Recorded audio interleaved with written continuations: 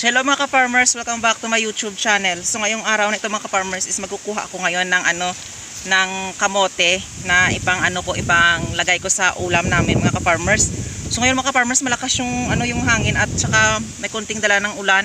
So ayan, wala akong sombrero. Ito na lang yung pang ginawa kong sombrero. Kasi biglang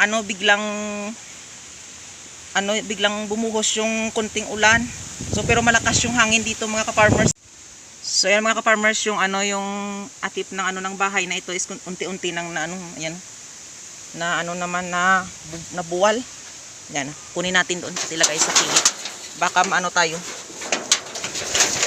Nahirap na.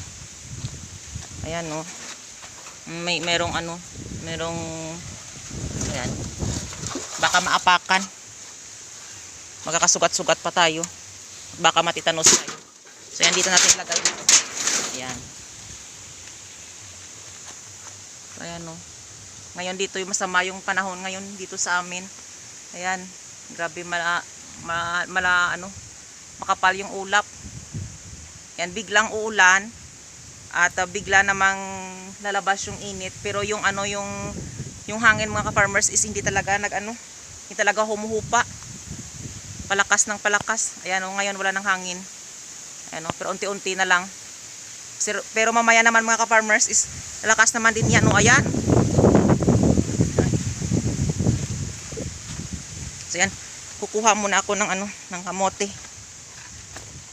Bilisan ko lang para pag matapos ko ng makuha, tsaka baka bumagsak naman ulit yung ulan, tapos na akong kumuha. Ayan. So ayan bad news talaga mga ka-farmers. Yung tinanim ko na ang tawag dito, kangkong. Ayan kinain ng kinain ng mga insekto. Ayan. So walang natira. Ito. Sayang talaga mga ka-farmers, pero okay lang. Tapos nung isang araw yung si Bore nakawala nung isang gabi. So ayan kinain niya yung yung kamote. Ito kinain niya. Ayan. Ayan. Yan mga ka-farmers, kuha ako ngayon ng kamote. Pang lagay sa isda.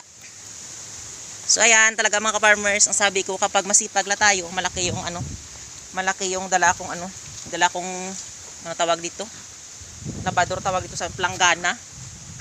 Yan, malaki. Pero hindi ko yan pupunuin mga ka-farmers kasi apat lang kami yung yung kakain yan Yan, kunti-kunti lang. So yung dito lang yung dulo ang kinukuha ko yan. Yan talaga ang sabi ko mga ka-farmers, na kapag masipag ka dito sa probinsya, pagdating ng ganitong panahon or merong bagyo, ayan, meron ka talagang makukuha na pang ulam-ulam lang. Ayan. Yan bumalik naman yung yung araw. Pero malakas yung yung hangin. So yan mga ka-farmers, bumuhos naman ulit yung ulan. Ayan kahit pa konti-konti lang, pag matamaan ka ng ulan mga ka-farmers is mababasa ka talaga. So yan tapos na akong kumuha ng kamote. Konti lang yung kukunin ko mga ka-farmers. Kasi konti lang kami ang kakain nito. So sayang naman kapag madamihan ko, hindi naman mauubos, sayang naman. So kailangan talaga nating kung ano lang yung mauubos at yung kukunin natin mga ka-farmers. Kasi sa hirap ng buhay ngayon, iisipin din natin na yung iba nagugutom. So sasayangin na natin yung yung pagkain. So ganyan talaga.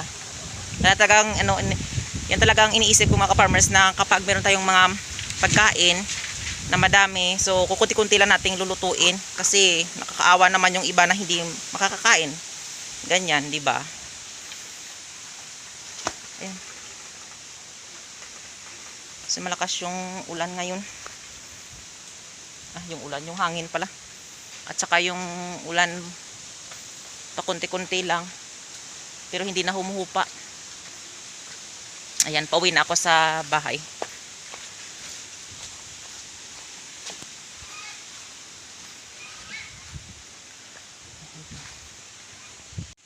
So yan mga ka-farmers, dahan-dahan lang akong nag-aakyat kasi maputik yung daan at saka baka madulas ako dito.